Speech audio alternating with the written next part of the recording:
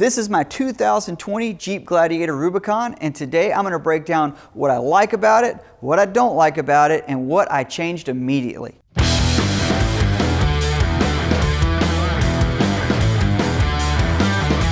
All right, so let's dive right into it. So I got a Rubicon. Now, if you don't know, that just means I have a lot more offered appointments than some of the other models, it being a sport or an overland. I originally was not going to get a Rubicon. I was looking at building out a Sport S with max tow, and I just couldn't find one. I was going to have to special order one. It was going to take like 9 weeks, and by the time I clicked all these boxes for all these extras, it got really expensive. Matter of fact, it got so expensive I started saying, well, how cheap could I really find a Rubicon if I could find a good deal? And that's how I found this one. It was at Big O Dodge in Lawrence, South Carolina. Really easy guys to work with, and at the end of the day, that's what I ended up with. Now, this is a Gator Green, which is really difficult to capture this color on camera, but in person, most days it kind of looks like a OD green. Other days it sort of looks like a baby shit brown. It is a weird color, but I will say that I love it. One of my favorite features is the fact that I can go wheel, I can go drive this thing anywhere every day just like I do and not clean it a whole bunch, and it still looks pretty clean. So if you're a guy that's doesn't want a darker color Jeep because you're worried it's going to look like crap all the time, this is a really good color for that. I'll get into how it's optioned and all that stuff on the inside in just a minute, but the first thing I want to do is talk about the first modification that I made and why.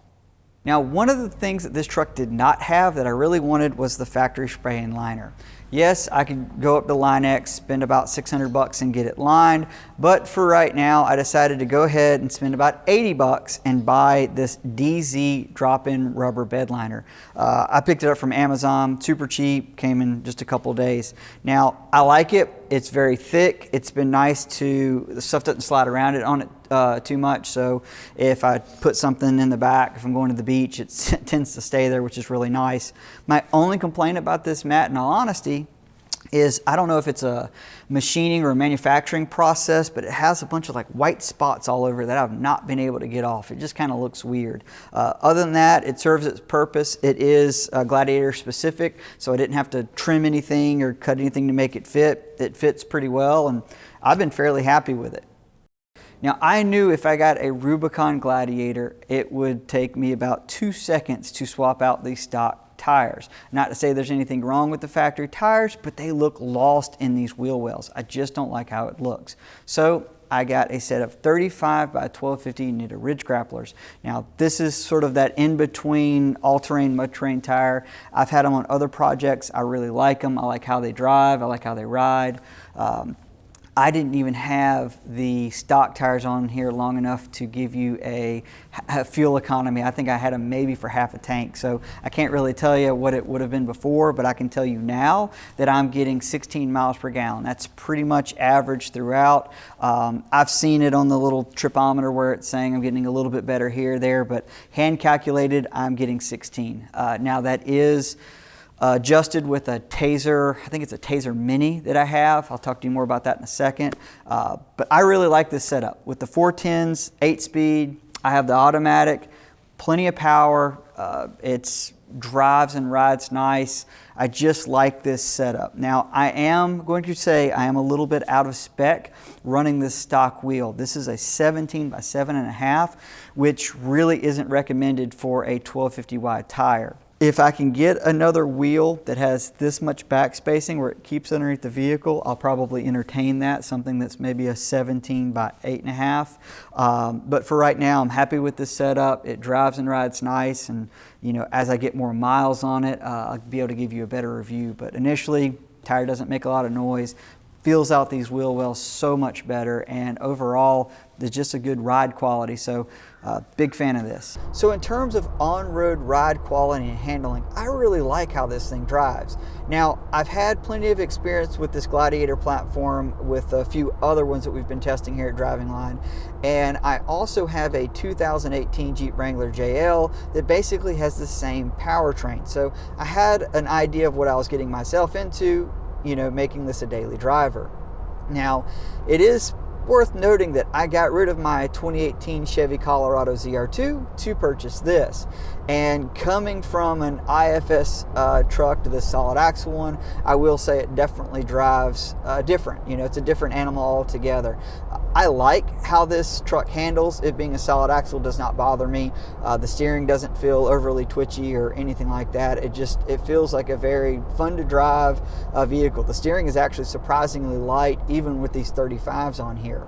I will say the wind noise is significantly higher on this vehicle versus my Colorado ZR2, but I can also take off the top and the doors on this, and I couldn't quite do that easily on the ZR2, so it's a trade-off. In terms of power, I had a V6 ZR2. This is the only powertrain you can get right now, which is the 6-speed with, I got this 8-speed automatic, and I like it. It's got plenty of power for my needs. It feels great with the 35s. I literally have no complaints. It doesn't hunt for gears. Going down the highway, it will hold 8th gear at 70 miles an hour. It's usually around 1900 RPM, and that's fantastic. I think Jeep really did a good job of you know, sort of anticipating Rubicon owners at the very least, putting a larger tire on here and making it where with a 35 you really don't need to do anything re-gearing wise. So very happy with that. In terms of braking, that was probably the biggest surprise. I figured it was going to be similar to my Wrangler brakes, which are not fantastic, especially with the 37s, but these are great. With the 35s, it's not a problem. It actually feels like it stops better than my Colorado did, which was a major plus. I really like it. Off-road, I want to talk about something that is the same annoyance on-road. The rear shocks in this truck just do not feel valved adequately. If you're not familiar with this platform in a more detailed sense, it may seem like a Wrangler with a truck bed, and for a lot of intents and purposes it is, but the frame from, let's say, the cab back is really all Ram 1500. Now, that made me sort of suspect that it would be a little bit stiffer, and that was just going to be one of those things, but surprisingly, it's actually really soft, and it's almost too soft. It rides fairly well on road. It's a little, you can kind of see right now, it's a little floaty at times, but off-road, you can blow through the rear shocks and rear suspension so quickly, it just seems like it needs more valving. This has been at low speed and at high speed. It just needs, I wish I had, like I had on the JK, the Fox dual speed compression adjustable shocks. That'd be a fantastic upgrade for this, because I think you could get this nice, smooth, floaty ride on road, which is really kind of nice, but tune it up a little bit for, let's say, if you're towing or when you are going off-road. That's really my biggest complaint about it. You know, the seats, I got cloth with this one. Very happy with the cloth. I feel like the quality is nice. You know, the overall touch points and padded features on it makes it a very comfortable and nice feeling vehicle to drive every day. This one does have the 8.4 inch touchscreen, which I've been a big fan of. I've got it in my JL. I love the Off-Road Pages app. It's just sort of a neat thing to have, and it's got one of my favorite features that they've ever put in a Jeep, which is the off-road plus the off-road mode. It's a truck specific thing, which is pretty cool. It changes shift points. It's really helpful if you're someone that does drive in four-wheel drive high, because it kind of keeps it in gear and just overall changes the vehicle dynamic just enough to where you don't feel like it's shifting too fast, and I'm very happy with that feature. It's, you know, one of those things where I do spend a fair amount of time in 4x4 high, and thankfully with this Taser I can actually use the lockers in 4x4 high as well, which is pretty cool. But you know, overall I think it rides really nice. It does need more shock valving in the back, but beyond that, it's a very comfortable and extremely refined mid-sized truck. One of the first things that I ordered when I got the Gladiator was a Taser Mini from Z Automotive. I picked it up from Northridge 4x4 for a few $100. And what this does, it allows you to properly calibrate for taller tires, differential gear change. You can delete or modify the threshold for the tire pressure monitoring system. And equally as important for me is I knew that I didn't have the LED lighting group, but I really like the LED taillights on the Gladiator. Purely cosmetic. I just don't like how the factory lights look. So I picked up a set and I installed them. Now, the reason the Taser works into this is because it allows you to go into your computer using just your steering wheel controls. I'll show you that in a second. And you can actually tell the Jeep, hey, we now have a LED tail light. So you know, send the right pulse, don't go crazy. So it's something that I highly recommend if you're going to go ahead and upgrade tires, and it's a good investment. So if you do ever change differential gearing or go with a LED light upgrade if you don't have it, it just keeps you from having to go to the dealership, which in my opinion is always a bonus. Now, another sizable but not very expensive modification I made pretty quickly was getting a bed cover on the back. Now, this is a Best Top Easy Roll twill tonneau cover. Bolts on in just a few minutes. It's a very easy to use and so far very easy to clean cover.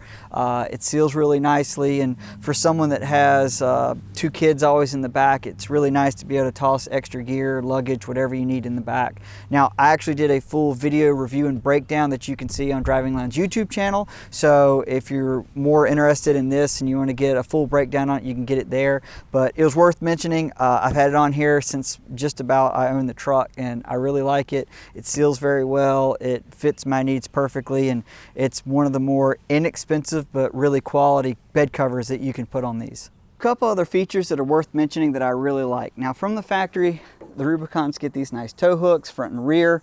I don't care for the red, but I really like that I have them. The corner guard, such a good, smart feature. I really wish that something like the ZR2 and Tacoma came with that from the factory. Keeping in mind though, the spare tire does hang down a bit. If this thing was really going to get into rocks and wheel a lot more, I would definitely recommend putting the spare in the bed. Other little modification that I made is I did get rid of the factory antenna for this little stubby one. I did the same thing on my JL. It's purely a cosmetic thing. I like it. It doesn't cost very much money and works just fine.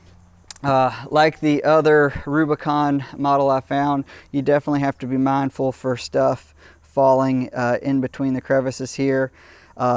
If you're going to go with that rubber that gets dropped in to kind of keep it from building up as much stuff, I haven't had really good luck with the hollow rubber. I've read other people have had good luck with solid rubber that gets stuffed in here and kind of keeps it. It's not a huge deal, but it definitely will fill up with debris if you don't watch it, small rocks and things like that. Definitely want to mention that I did not swap out the front headlight. So I did do the LED taillights in the back. That was just a cosmetic upgrade. I love this little Easter egg in there. The factory headlights aren't bad. They really aren't. I have the LED lighting group on my JL, so I basically know what I'm missing, if you will.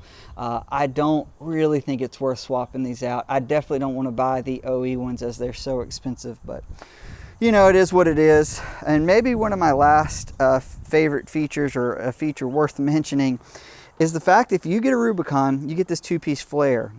Why that's important is you can actually separate this and you'll get rid of the light in the process. There's plenty of aftermarket ones that you can get, like American Adventure Labs I think makes a really nice one, and I think Rugged Ridge makes one now. So either way, you got lots of options.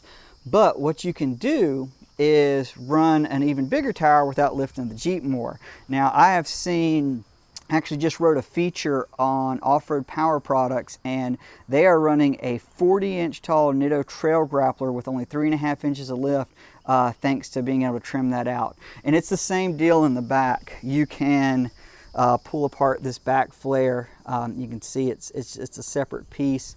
You pop these little guys out, pull out this inner fender. This will stay in place and you can run a larger tire. We're going to be doing some more lifting and work on some of the other Gladiators in the driving line fleet, so you'll be seeing that pretty soon.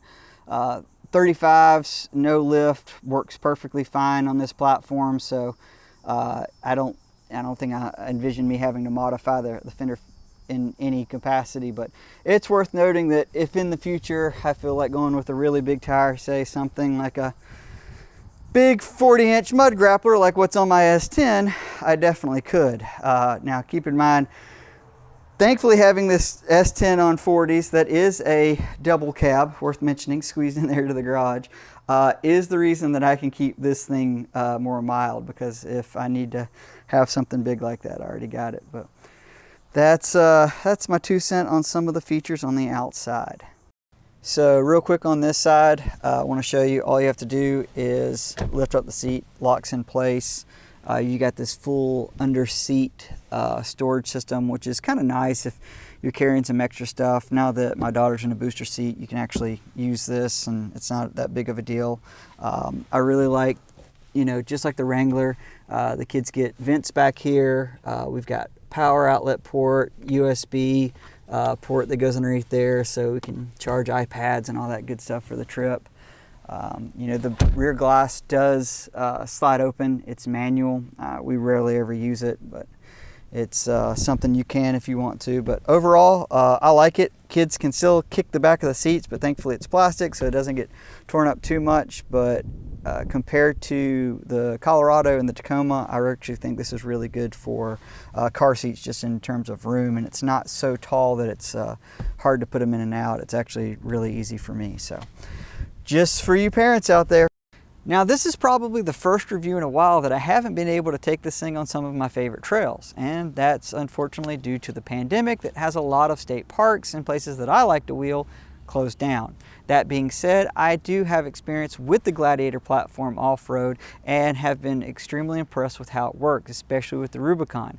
Having front and rear selectable lockers is just a great feature to have. You know, depending on how much you like to go off-road is how much you'll use that. I will say, I still stand by the rear shock valving needs to be addressed. I think there just needs to be something more aggressive. But other than that, this vehicle rides and drives really fantastic. It has a solid front axle, but that isn't a huge negative. You know, if you're not accustomed to driving something that has a solid front axle, it might feel a little different. I see a lot of guys complaining that the front end feels a little twitchy, and I don't experience that. I have 35s on this one. I've got a JL that has basically the exact same steering configuration up front. It's on 37s, and both of them drive pretty all right to me. I don't have any big complaints about it. I'm used to Wranglers, and I guess maybe that's part of it.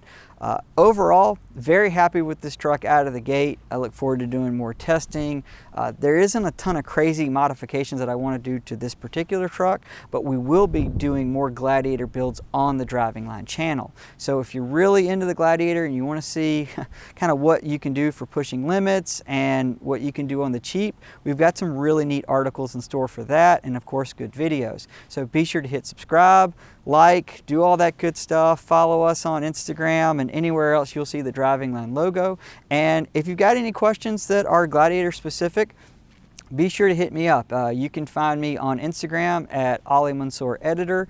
You can shoot me an email. All that stuff is easy to find, and I'm happy to talk with you about the trucks. And if you got anything else, something more general, put it in the comments below. You know, we get pinged whenever there's comments, and so if you're just curious about one thing, or maybe you're just now finding this video and it's been up for a while and you want to know what a long-term review is, we're happy to either send you a link to the latest video or get you maybe a simple answer or yes or no if you need that. So I appreciate everybody tuning in. Hope everyone's staying safe, and we look forward to getting back to some more off-road reviews very soon.